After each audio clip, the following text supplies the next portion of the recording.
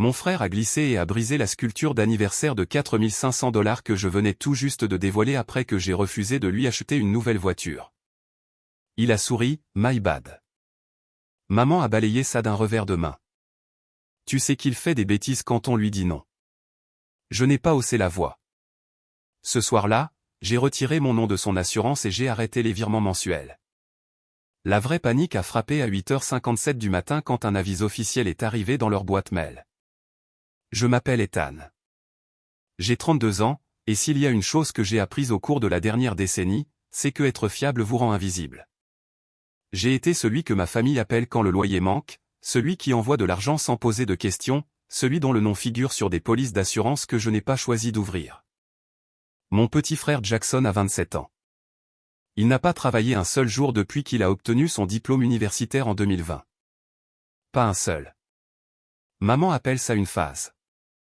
Papa appelle ça temporaire. Avant, je l'appelais préoccupant, maintenant, je l'appelle ce que c'est, un schéma. Pendant 4 ans, j'ai envoyé 800 $ par mois sur le compte de Jackson. Chaque mois, comme une horloge. J'ai mis en place un virement automatique en 2020 quand il a dit qu'il avait besoin d'aide pour se remettre sur pied après ses études. Cette aide n'a jamais pris fin. L'argent du loyer est devenu de l'argent de poche. L'argent de poche est devenu de l'argent de vacances. L'argent de vacances est devenu ce que Jackson voulait qu'il soit. Je ne lui ai jamais demandé de rembourser. Je n'en ai même jamais parlé.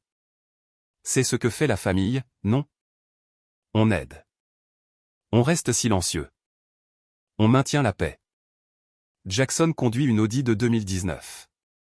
Je paie l'assurance. Il a dit qu'il s'en occuperait lui-même une fois qu'il aurait trouvé un emploi. C'était il y a 3 ans. La police est à mon nom parce que son crédit ne permettait pas de qualifier. Son crédit ne permettait pas de qualifier parce qu'il n'a jamais eu de revenus à déclarer. Tous les 6 mois, l'avis de renouvellement arrive dans ma boîte mail. Tous les 6 mois, je paie. Pas de plainte, pas de sermon, juste le paiement. Maman et papa ont toujours adoré Jackson. C'est le bébé, le charmeur, celui qui les fait rire à table. Moi, je suis le responsable, l'ennuyeux, le fils qui arrive à l'heure avec des cadeaux qu'ils oublient d'ouvrir.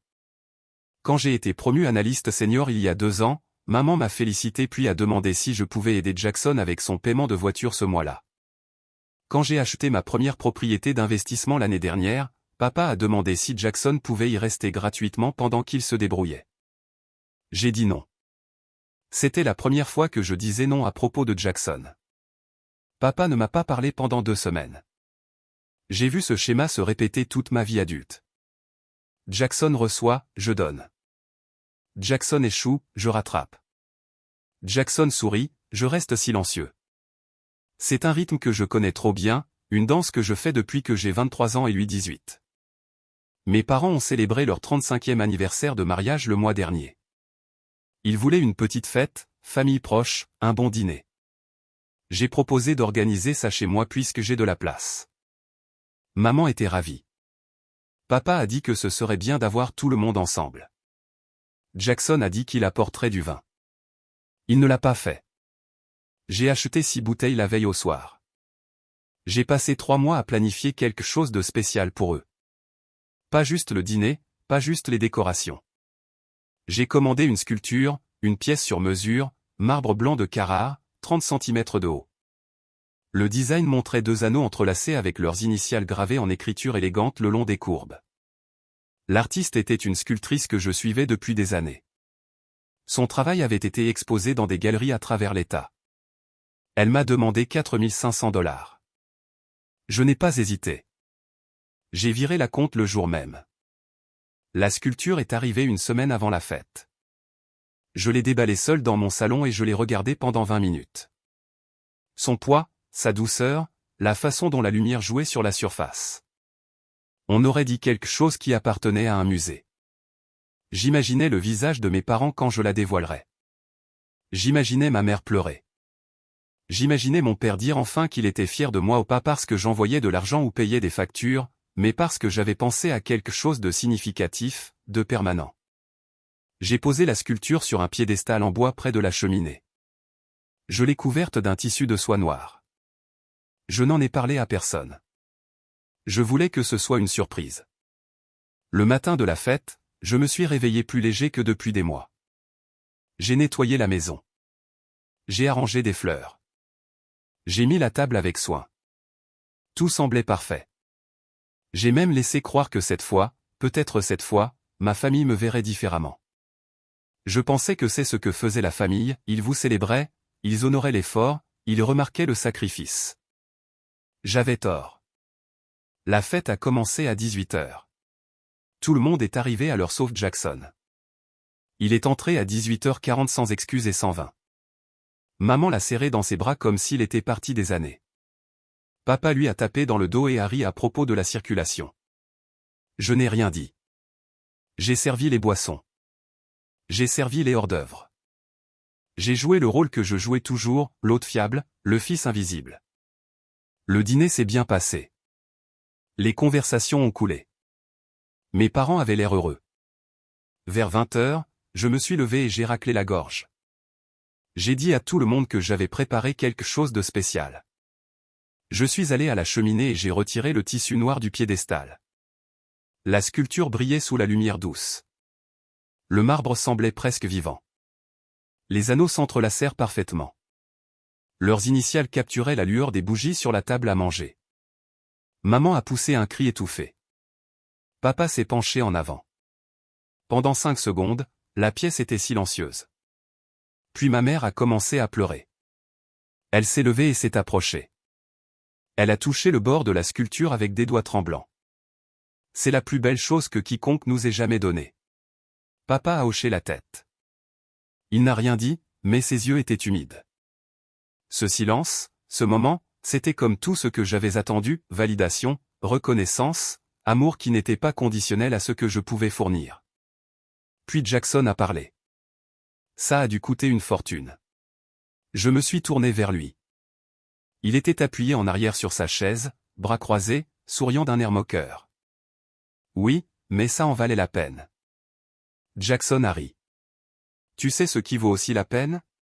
Une nouvelle voiture. J'ai regardé des BMW. Les modèles 2024 sont incroyables. Tu devrais m'aider avec un apport. Je l'ai fixé. Mes parents n'ont rien dit.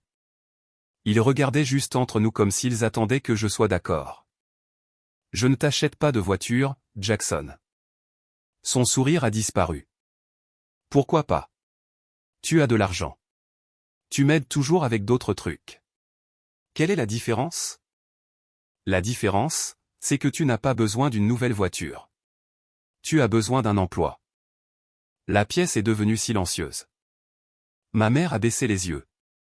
Mon père s'est agité sur sa chaise. Jackson s'est levé. Je n'ai pas répondu. Je me suis retourné vers la sculpture. Je voulais passer à autre chose. Je voulais revenir au moment que j'avais construit. Jackson s'est dirigé vers la cheminée. Il s'est tenu à côté de moi. Il a regardé la sculpture longtemps. Puis il s'est tourné vers moi. Tu sais, Ethan, tu as toujours été si sérieux. Tu devrais te détendre. Et puis il a tendu la main. Au début, j'ai pensé qu'il allait la toucher doucement, l'admirer, mais sa main ne s'est pas arrêtée au bord. Il l'a poussée fort. La sculpture a basculé. J'ai plongé en avant, mais j'étais trop lent. Elle est tombée du piédestal. Le bruit du marbre heurtant le parquet était comme un coup de tonnerre. La sculpture s'est brisée en 6 morceaux. La poussière a explosé sur le sol. Un des anneaux s'est fendu net au centre. Les initiales se sont fracturées en fragments illisibles. Je suis resté figé, à regarder, la gorge serrée. Jackson a haussé les épaules. Il a souri. My bad. Je ne pouvais pas respirer. Je ne pouvais pas bouger. J'ai regardé mes parents. Ma mère se couvrait la bouche. Mon père fixait le sol. Aucun des deux n'a rien dit à Jackson. Aucun des deux n'a demandé s'il était sérieux. Aucun des deux n'a exigé d'excuses. Ma mère a enfin parlé. Ethan, tu sais que Jackson fait des bêtises quand on lui dit non. Tu aurais dû être plus compréhensif. Je me suis tourné lentement vers elle. J'ai senti quelque chose se déplacer en moi, quelque chose de froid et de définitif. Compréhensif? Elle a hoché la tête. Il ne le pensait pas. Il s'est juste frustré. Tu sais comment il est. Jackson souriait toujours. Il a reniflé et a pris sa veste sur le dossier de la chaise. Je m'en vais. Merci pour le dîner, frangin. Et il est sorti par la porte. Mes parents sont partis 10 minutes plus tard. Ma mère m'a serré dans ses bras et a dit que la fête était charmante malgré l'accident. Mon père a dit qu'on parlerait bientôt. Ils n'ont pas proposé d'aider à nettoyer. Ils n'ont pas proposé de payer pour la sculpture. Ils sont juste partis. Je suis resté seul dans mon salon, à fixer le marbre brisé sur mon sol. Je ne l'ai pas nettoyé tout de suite. Je suis resté assis sur le canapé pendant 2 heures, à regarder les morceaux. Le marbre blanc lisse maintenant dentelé et cassé. Les initiales craquelaient au-delà de la reconnaissance. Les anneaux entrelacés séparés en fragments qui ne s'ajusteraient plus jamais. 4500 $. 3 mois de planification, des semaines d'attente, partis en 2 secondes. Mais l'argent n'était pas ce qui faisait mal. C'était le sourire. La façon dont Jackson a souri en disant « My bad ». La façon dont il a haussé les épaules comme si ça ne signifiait rien. Comme si je ne signifiais rien. Et les mots de ma mère, tu sais que Jackson fait des bêtises quand on lui dit non. J'ai rejoué cette phrase dans ma tête encore et encore. Fait des bêtises comme s'il était un tout petit faisant une crise. Comme si la destruction était une réponse acceptable au refus. Comme si j'étais censé l'accepter, l'excuser, l'encourager. J'ai pensé à toutes les fois où je l'avais encouragé avant. Les 800 $ par mois, les paiements d'assurance, les virements d'urgence quand Jackson dépassait son découvert, la fois où j'ai payé son amende pour excès de vitesse parce qu'il disait qu'il ne pouvait pas se le permettre. La fois où j'ai couvert son loyer quand il a dépensé son argent pour un voyage au ski. Je n'avais jamais dit non avant ce soir. Et la première fois que je l'ai fait, il a détruit quelque chose que j'aimais. Je me suis levé lentement.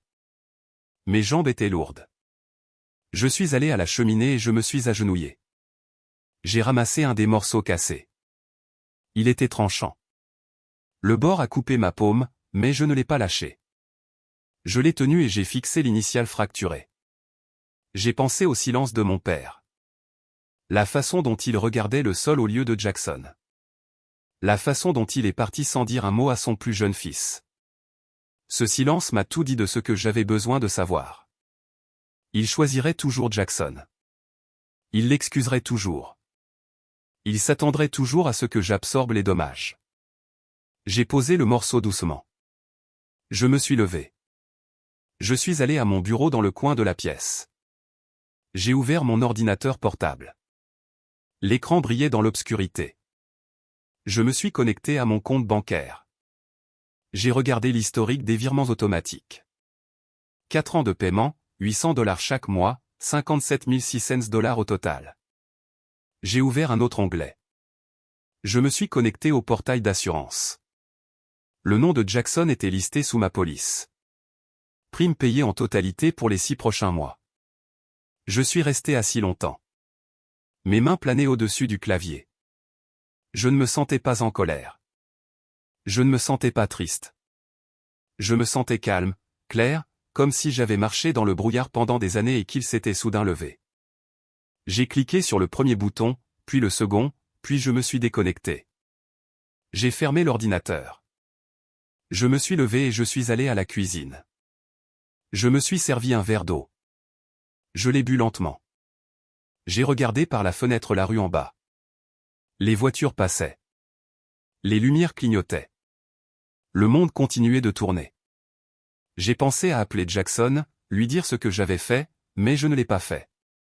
J'ai pensé à appeler mes parents, expliquer ma décision, mais je ne l'ai pas fait. Je ne leur devais pas d'explication. Je ne leur devais plus rien. J'ai posé le verre dans l'évier. J'ai éteint les lumières. Je suis allé dans ma chambre. Je me suis couché.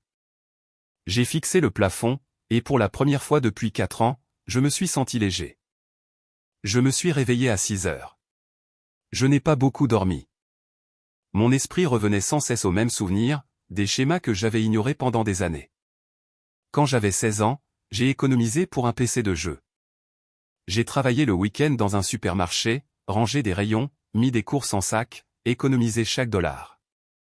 Ça m'a pris 8 mois. J'ai enfin acheté le PC en novembre. Je l'ai installé dans ma chambre. J'étais si fier. 2 semaines plus tard, mes parents l'ont vendu. Ils avaient besoin d'argent pour les frais de baseball voyage de Jackson. Il avait 11 ans. Il voulait jouer dans une équipe compétitive. Les frais étaient de 1500 dollars. Mes parents ne les avaient pas, alors ils ont vendu mon PC sans me demander. Ils en ont obtenu 800 dollars. Ma mère a dit, tu comprendras quand tu seras plus grand. La famille se sacrifie les uns pour les autres. Je n'ai jamais eu d'autre PC. Quand j'avais 19 ans, j'ai été accepté dans une université à 3 États de distance. Bourse complète. C'était mon école de rêve. Mon père m'a assis le soir où j'ai reçu la lettre d'acceptation. Il a dit, on a besoin de toi plus près. Jackson a du mal au lycée. Ta mère est stressée. On a besoin de toi ici pour aider. Je suis resté local. J'ai fait les trajets. J'ai travaillé à mi-temps pour aider avec les factures. Jackson a obtenu son diplôme de lycée 2 ans plus tard avec une moyenne de 2,4. Il est entré dans une université d'État parce que mes parents ont payé un conseiller privé pour écrire ses essais. Quand j'avais 23 ans, j'ai eu mon premier vrai emploi, un poste d'analyste, bon salaire. J'ai emménagé dans un petit appartement.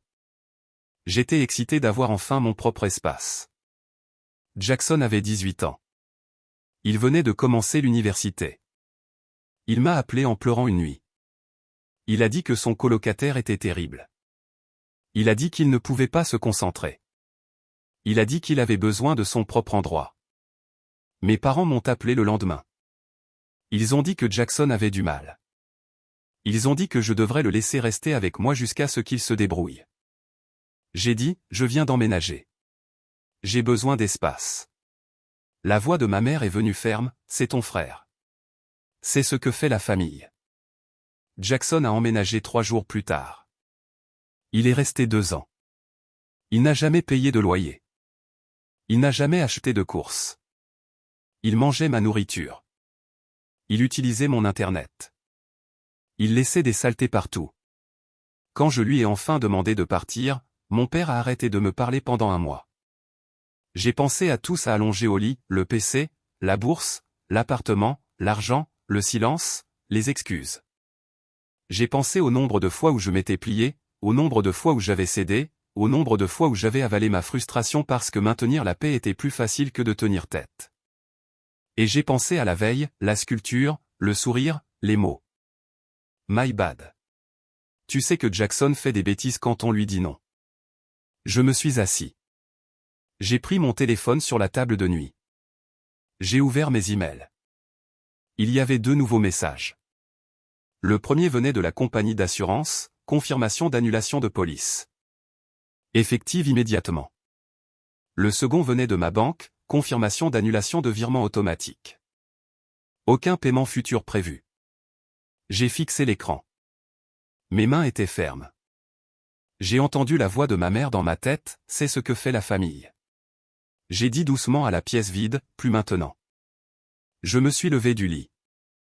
J'ai pris une douche. J'ai fait du café. Je me suis assis à la table de la cuisine et j'ai ouvert mon ordinateur. J'ai sorti mes relevés financiers. Je voulais voir l'image complète. Je voulais savoir exactement combien j'avais donné. 57 600 dollars en virement, 14 000 dollars en paiement d'assurance, 6 000 dollars en virement d'urgence, 3 000 dollars en sauvetage d'hiver. 80 600 dollars.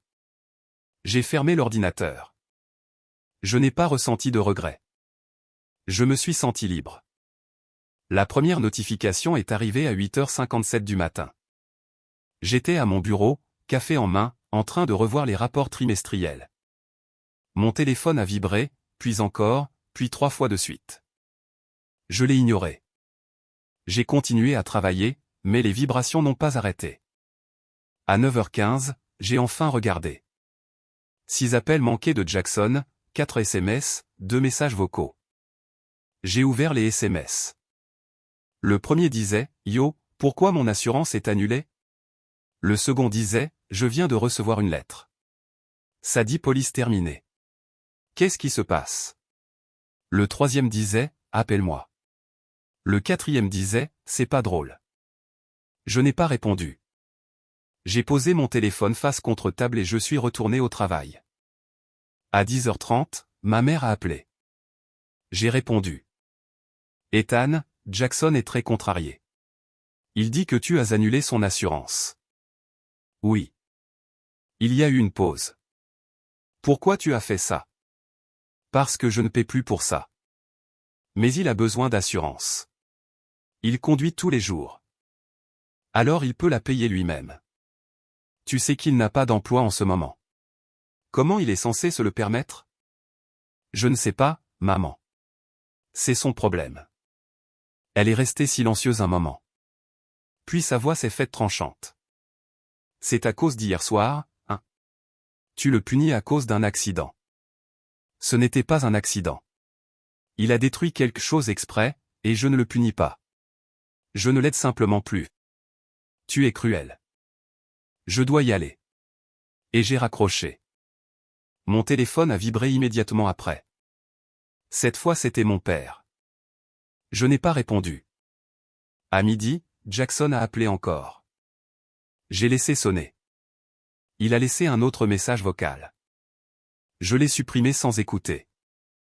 À 14h, j'ai reçu une notification par email. Ma banque avait signalé une tentative de fonds insuffisant. Le compte de Jackson avait essayé de tirer le virement automatique de $800. Le virement n'existait plus. Le système l'a rejeté. J'ai imaginé son visage quand il a vérifié son solde. J'ai imaginé la confusion, puis la panique. À 15h, ma mère a appelé encore. J'ai répondu. Ethan, s'il te plaît. Tu me fais peur. Qu'est-ce qui se passe? Rien ne se passe. J'ai annulé quelque chose. C'est tout. Alors il devrait trouver un emploi. Elle a commencé à pleurer. Pourquoi tu fais ça? On est une famille. On s'aide mutuellement. J'aide depuis 4 ans. J'en ai fini maintenant. Tu es égoïste. Au revoir, maman. J'ai raccroché encore. J'ai mis mon téléphone en silencieux. Je l'ai mis dans le tiroir de mon bureau. J'ai fini mon travail. J'ai quitté le bureau à 17h. Je suis allé à la gym. J'ai couru 6 km sur le tapis. J'ai fait des poids. J'ai pris une douche. Je suis rentré chez moi. Quand je suis arrivé à mon appartement, j'ai sorti mon téléphone du tiroir. 23 appels manqués, 31 SMS, 7 messages vocaux. Je n'en ai lu aucun. J'ai commandé à emporter. J'ai mangé le dîner sur mon canapé. J'ai regardé un documentaire sur l'exploration des fonds marins. Je l'ai trouvé apaisant, le silence de l'océan, la pression des profondeurs, les créatures qui survivent dans le noir. À 22h, je suis allé me coucher. J'ai dormi toute la nuit. 3 jours ont passé. Jackson a arrêté d'appeler. Ma mère a arrêté d'appeler. Mon père a envoyé un SMS. Il disait, il faut qu'on parle de ça. Je n'ai pas répondu. J'ai passé ces 3 jours à rassembler tout. Je voulais un dossier. Je voulais des preuves. Pas pour eux, pour moi. Je voulais tout voir étalé. Je voulais confirmation que je n'étais pas irrationnel, que je n'étais pas cruel. J'ai sorti des relevés bancaires remontant à 4 ans. J'ai téléchargé chaque confirmation de virement automatique. Je les ai imprimés. Je les ai organisés par date. 57 600 $ en virement mensuel documenté. J'ai sorti les relevés de paiement d'assurance, chaque renouvellement, chaque prime, chaque email de confirmation. 14 000 $ documentés. J'ai fouillé mes archives email. J'ai trouvé chaque demande urgente, chaque SMS pressant, chaque appel paniqué. Jackson demandant 500 $ parce que sa carte a été refusée dans un bar. Jackson demandant 1 000 $ parce qu'il avait dépassé son découvert et que la banque facturait des frais. Jackson demandant 2 000 $ parce qu'il voulait aller à Miami avec des amis. 6 000 $ en virement ponctuel documenté. J'ai compilé tout ça dans un seul dossier. Je l'ai étiqueté avec la période 2020 à 2024. Je l'ai sauvegardé sur une clé USB. Je ne savais pas si j'en aurais un jour besoin, mais je voulais l'avoir prêt. Le 4e jour, j'ai reçu un email d'un numéro que je ne reconnaissais pas. Le sujet disait « Il faut qu'on parle ». Je l'ai ouvert. C'était de Jackson. Il avait créé une nouvelle adresse email. Le message disait « Je sais que tu es en colère. Je comprends, mais tu vas trop loin. Je suis sur le point de perdre mon appartement. Le propriétaire m'a envoyé un avis d'expulsion. Je n'ai pas l'argent. Maman et papa ne l'ont pas non plus. Tu es le seul qui peut t'aider. S'il te plaît, je suis désolé pour la sculpture. Je te rembourserai. Je promets. Aide-moi juste cette fois. Je l'ai lu 2 fois. Puis je l'ai supprimé. Je n'ai pas répondu. Ce soir-là, je me suis assis à ma table à manger avec un carnet. J'ai noté chaque connexion que j'avais encore avec Jackson, chaque fil que je devais couper. Assurance, fait. Virement mensuel, fait. Compte joint, on n'en avait pas. Prêt co-signé, aucun. Abonnement partagé à Netflix, Hulu, Spotify, tout sous mon compte. Jackson les utilisait gratuitement. Je me suis connecté à chaque plateforme. J'ai changé les mots de passe. J'ai supprimé son profil. Service public à son appartement, j'ai vérifié, rien n'était à mon nom. Carte de crédit, j'ai vérifié mon rapport, il ne s'était pas ajouté comme utilisateur autorisé. Je me suis adossé à ma chaise. J'avais déjà coupé tout ce qui était majeur, mais je voulais être minutieux. J'ai ouvert ses réseaux sociaux. J'ai fait défiler ses posts récents, photos de dîner dans des restaurants chers, photos de nouvelles baskets, photos de lui dans un bar sur le toit le week-end dernier. Tout payé avec l'argent que je lui avais envoyé. J'ai pris des captures d'écran. Je les ai sauvegardées dans le même dossier que les relevés bancaires. Puis je suis allé sur les réseaux sociaux de mes parents. Ma mère avait posté une photo de la fête d'anniversaire. La légende disait, béni d'avoir une famille si merveilleuse. Il n'y avait pas de photo de la sculpture. Aucune mention. Aucune reconnaissance qu'elle avait existé. Mais il y avait une photo de Jackson souriant, bras autour de ma mère. J'ai fermé l'application. J'ai ouvert mes contacts. J'ai fait défiler jusqu'au nom de mes parents. J'ai laissé mon pouce planer au-dessus du bouton bloqué. Je n'ai pas appuyé au pas encore. Je voulais qu'ils puissent me joindre quand la panique s'installerait. Je voulais qu'ils appellent. Je voulais qu'ils supplient. Je voulais qu'ils réalisent ce qu'ils avaient perdu. Et je voulais dire non. J'ai posé mon téléphone. J'ai fermé le carnet. Je me suis levé et je suis allé à la fenêtre. La ville s'étendait en bas, lumière clignotante, voitures en mouvement, gens vivant leur vie. J'ai pensé à Jackson assis dans son appartement en ce moment, fixant un avis d'expulsion, vérifiant son compte bancaire encore et encore, réalisant que l'argent n'arrivait pas. J'ai pensé à ma mère l'appelant, demandant ce qui s'était passé, Jackson lui disant que je l'avais coupé, elle réalisant que je le pensais. J'ai pensé à mon père essayant de réparer, essayant de médier, réalisant qu'il n'y avait rien à médier. Je n'ai pas souri, mais je ne me suis pas senti mal non plus. Je me suis senti calme. Pour la première fois depuis des années, je me suis senti en contrôle. Le 7e jour, mon père s'est présenté à ma porte. Je ne l'attendais pas. J'ai regardé par le Judas et je l'ai vu dans le couloir, bras croisés, expression tendue. J'ai ouvert la porte. Il faut qu'on parle. Je me suis écarté. Il est entré. Il ne s'est pas assis. Il s'est tenu au milieu de mon salon et m'a regardé. Tu dois arrêter ça. Arrêter quoi? Tu sais quoi? Jackson est sur le point de perdre son appartement. Ta mère est hors d'elle. Ça va trop loin. Je n'ai pas fait perdre son appartement à Jackson. Il l'a fait lui-même. Mon père a secoué la tête. Tu l'as soutenu pendant des années. Tu ne peux pas juste tirer le tapis comme ça. Il comptait sur toi. Il n'aurait pas dû. La mâchoire de mon père s'est crispée. C'est ton frère. Et je suis ton fils. Mais tu n'as rien dit quand il a détruit quelque chose que j'avais planifié pendant des mois. Tu n'as rien dit quand maman a trouvé des excuses pour lui. Tu es juste parti. Il a détourné le regard. C'était une erreur. Il ne voulait pas la casser. J'ai ri. C'était un son court et sec. Il l'a poussé exprès. Tu l'as vu. Tout le monde l'a vu. Et personne n'a dit un mot. Mon père est resté silencieux un moment. Il était contrarié. Tu l'as embarrassé devant tout le monde. Je l'ai embarrassé? Je lui ai dit que je ne lui achetais pas de voiture. Ce n'est pas de l'embarras. C'est une limite. Tu as toujours eu de l'argent. Lui non.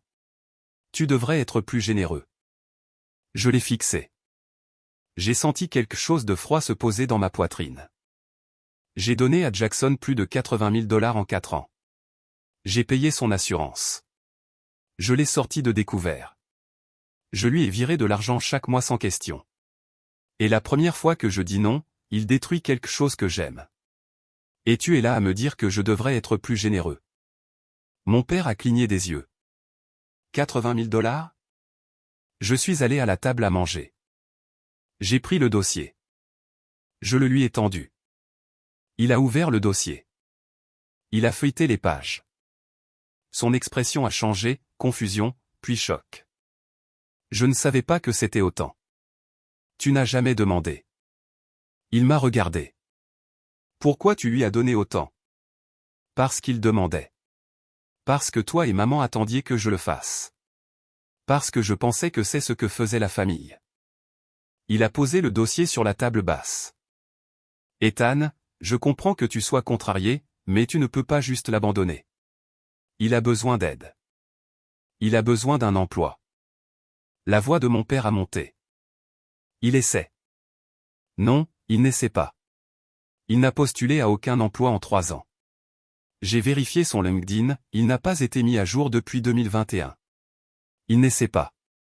Il se laisse porter. Et toi et maman l'avez laissé faire parce que c'est plus facile que de le tenir responsable. Mon père a ouvert la bouche, puis l'a fermée. J'ai continué. J'en ai fini d'être le plan B. J'en ai fini d'être le distributeur automatique. J'en ai fini de me plier en forme qui rende tout le monde confortable pendant que je disparais. Alors quoi? Tu vas juste le laisser échouer? Je vais le laisser se débrouiller. Mon père m'a fixé. Puis il a parlé doucement. Ta mère ne va pas te pardonner pour ça. Je sais. Il s'est tourné et est allé à la porte. Il s'est arrêté la main sur la poignée. Tu fais une erreur. Peut-être, mais c'est mon erreur à faire. Il est parti. Je suis resté au milieu de mon salon longtemps, à fixer la porte fermée.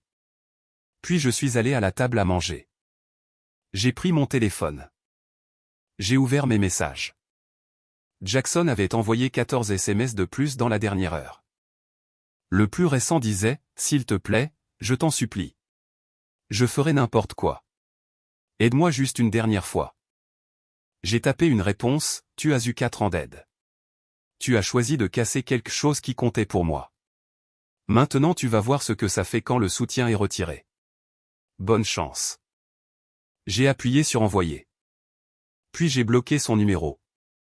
J'ai bloqué le numéro de ma mère. J'ai bloqué le numéro de mon père. J'ai posé mon téléphone. Je suis allé à la cuisine. Je me suis servi un verre d'eau. Je l'ai bu lentement, et je n'ai ressenti que du soulagement. 2 semaines plus tard, j'ai eu des nouvelles d'une cousine. Elle a appelé d'un numéro que je n'avais pas bloqué. J'ai répondu prudemment. Je voulais juste prendre des nouvelles. J'ai entendu ce qui s'est passé. Qu'est-ce que tu as entendu? Que tu as coupé Jackson? Que tes parents sont contrariés? Qu'il y a eu une sorte de dispute? Ce n'était pas une dispute. J'ai juste arrêté d'aider. Elle est restée silencieuse un moment. Bravo à toi. J'ai cligné des yeux. Quoi? Ethan, tout le monde t'a vu porter cette famille pendant des années. Jackson en a profité. Tes parents l'ont encouragé. Il était temps que tu atteignes ta limite. Je ne savais pas quoi dire. Elle a continué. Jackson est retourné vivre chez tes parents. Tu le savais? Non. Il s'est fait expulser. Ta mère est allée le chercher. Il vit dans leur sous-sol maintenant. Et apparemment, il est misérable. Ton père l'oblige à postuler à 10 emplois par jour. Il a même eu un entretien la semaine dernière. J'ai senti quelque chose se déplacer dans ma poitrine. Pas de la culpabilité, pas de la satisfaction, juste une reconnaissance. Bien. Tes parents ne parlent pas de toi ou du moins pas à moi. Mais je pense qu'ils réalisent combien tu faisais. Peut-être. En tout cas, je voulais que tu saches que tout le monde ne pense pas que tu es le méchant. Je pense que tu as fait la bonne chose. Je l'ai remercié. On a parlé quelques minutes de plus, puis on a raccroché. Je me suis tenu sur mon balcon ce soir-là. Le soleil se couchait. Le ciel était orange, rose et violet profond. La ville s'étendait en bas et distante, calme, belle. J'ai pensé à la sculpture. Les morceaux étaient toujours dans une boîte dans mon placard. Je ne les avais pas jetés. Je ne savais pas pourquoi. Peut-être que je voulais me souvenir. Peut-être que je voulais une preuve que j'avais essayé. J'ai pensé à Jackson vivant dans le sous-sol de mes parents, postulant à des emplois, affrontant des conséquences pour la première fois depuis des années. J'ai pensé à mon père feuilletant ce dossier, son visage quand il a vu les chiffres. J'ai pensé à ma mère réalisant que l'argent ne revenait pas. Et j'ai réalisé quelque chose, je n'avais pas besoin de leurs excuses. Je n'avais pas besoin de leur reconnaissance. Je n'avais pas besoin qu'ils comprennent. J'avais juste besoin d'être libre. Et je l'étais. Le lendemain matin, j'ai supprimé le dossier de mon ordinateur. J'ai effacé la clé USB. J'ai déchiqueté les relevés bancaires imprimés. Je n'avais plus besoin des preuves. Je savais ce que j'avais donné. Je savais ce que j'avais perdu. Ça suffisait. J'ai commencé une thérapie une fois par semaine. J'ai parlé de limites, de dynamique familiale, de la différence entre aider et encourager. Ma thérapeute a dit que j'avais fait la chose la plus difficile qu'une personne puisse faire, j'avais choisi moi-même. J'ai commencé à dire non aux autres aussi. Aux amis qui n'appelaient que quand ils avaient besoin d'une faveur. Aux collègues qui me refilaient des projets à la dernière minute. Aux rendez-vous qui s'attendaient à ce que je porte la conversation. J'ai réalisé que j'avais passé toute ma vie à être utile, fiable, la personne sur qui tout le monde pouvait compter, et j'avais oublié d'être une personne qui compte. 3 mois après la fête, j'ai commandé une autre sculpture. Pas pour mes parents, pour moi. Elle était abstraite, pierre noire lisse, sans initiales, sans anneaux entrelacés, juste une forme simple qui montait et se courbait et capturait la lumière. Je l'ai placée sur le même piédestal au même endroit près de la cheminée. Et chaque fois que je passais devant, je souriais, parce qu'elle était à moi, et personne ne pouvait me la prendre.